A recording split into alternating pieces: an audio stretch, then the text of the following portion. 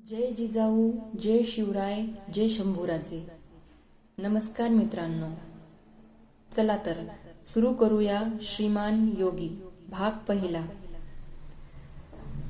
शिवनेरी पायथ्याचे जुन्नर गाव पश्चिमेकडे झुकलेल्या सूर्याच्या तिरप्या किरणात उठून दिसत होते.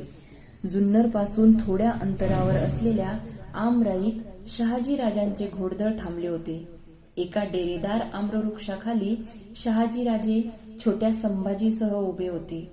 दुपार टळत येऊनही अद्याप वारा सुरू झाला नव्हता. झाडाचे पानही हलत नव्हते. रात्रीची थंडी उतरायला अजून सुरुवात झाली नव्हती. आमराईतून दिसणाऱ्या रस्त्याकडे उभयंताचे सारखे लक्ष जात होते. कोणी दृष्टीपथात येत नव्हते. वाढत्या क्षणाबरोबर शहाजीराजे अधिक अस्वस्थ होत होते. आबासाहेब, मासाहेब आल्या, शंभूराजे म्हणाले. कुठं? मान वर करीत शहाजीराजे विचारते झाले. शंभूबाळांनी बोट केलेल्या दिशेकडे शहाजीराजांनी पाहिले. तिरप्या सूर्यकिरणात धुळीचे लोट उडवीत येणारे पथक दिसत होते. हळूहळू टापांचा आवाज स्पष्टपणे ऐकू येऊ लागला. आमराई नजीक येताच येणाऱ्या पथकाची गती मंदावली. घोडी थांबली. 3 घोडी मंद गतीने पुढे येऊ लागली. घोडदौडीने थकलेल्या जिजाबाईंच्या चेहऱ्यावर संभाजीला पाहून क्षीण हास्य उमटले. जिजाबाई दासीच्या आधाराने पायउतार झाल्या. श्रमाने सारा चेहरा लालबुंद झाला होता. नेत्र आरक्त दिसत होते. 3 मासांच्या गर्भार जिजाबाईंनी आपला घाम टिपला. पदर सावरून त्या शहाजीराजांच्या सामोऱ्या आल्या. अशी ठाई थांबत आम्ही दौड करीत राहिलो तर तुमच्या बापाच्या हाती सापडण्यास फार वेळ लागायचा नाही. तेच सांगणार होते मी. मतलब? शहाजीराजांनी विचारले. आपण पुढं जावं आणि तुम्ही? पुढचा प्रवास झेपेल असं वाटत नाही. मग अशा आडवाटीत आपल्याला सोडून? जवळच आपले व्याही विश्वासराव आहेत. त्यांच्याकडे थांबता येईल मला. आपण सुखरूप तर आम्ही सुखरूप. क्षणाच्या अवधीला सुद्धा फार मोल आहे. शहाजीराजे एकदम संतापाने उफाळले. हा आपल्या वडिलांचा प्रताप आहे. त्याला आम्ही काय करणार? जाधवांचं आणि भोसल्यांचं वैर पिढ्यानपिढ्या चालवायला आम्ही समर्थ आहोत म्हणावं. मी काय बोलणार यात? जिजाबाई बोलून गेल्या. तुम्ही म्हणता तसं करू. तुमच्या बापाला रक्ताची लाज असेल तर तो तुम्हाला सोडून देईल अथवा पळवून नेईल. तुमचं नशीब आणि तुम्ही. आम्हाला जास्त विचार करायला आता उसंत नाही. बोला, हे ठरलं.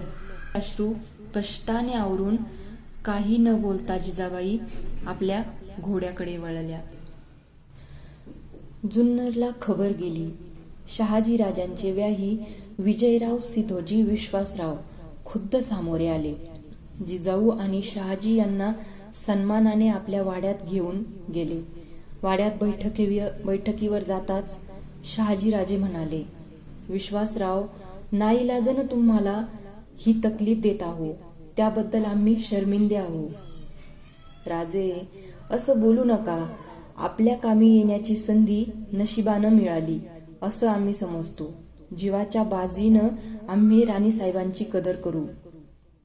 तो विश्वास नसता तर आम्ही आलोच नसतो. आम्हाला आता थांबता येणार नाही. शंभूराजे, चालायचं ना? करा अनार. जिजाऊंची नजर चुकवीत शंभू म्हणाला, आम्ही येणार. शाब्बास, शहाजीराजे म्हणाले.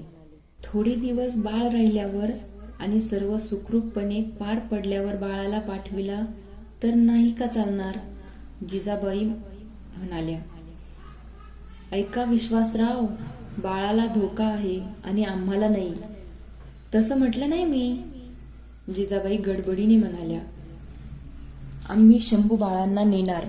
त्यांच्याकडून फार मनसुबे पार पाडायचे आहे. राणीसाहेब, आपल्यासाठी आम्ही बाळकृष्ण हनुमंते, शंकरोजी निळकंठ, सोनोजी पंत कोरडे ही मंडळी ठेवून जात आहोत. थोडी शिबंदी देखील आहे. आम्ही स्थिर स्थावर झालो की तुम्हाला घेऊन जाऊ. तब्येतीला सांभाळा. शंभू जिजाऊंच्या पाया पडण्यासाठी वागताच जिजाऊंनी त्याला उराशी कवटाळला.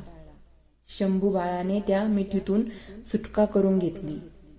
जिजाऊंना शब्द फुटत नव्हता. त्या शंभूचे रूप डोळ्यात साठवीत होत्या. डोळे भरताच तेही रूप अस्पष्ट झाले.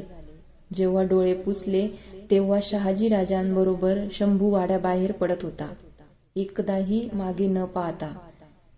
जिजाऊंनी उभ्या जागी डोळ्याला पदर लावला. विश्वासरावांच्या पत्नी लक्ष्मीबाई सदरेवर येऊन जिजाऊंना हाताशी धरून आत घेऊन जात होत्या. पण आत जात असतानाही बाहेर उठणारा घोड्यांच्या टापांचा आवाज कान थोपवू शकत नव्हते.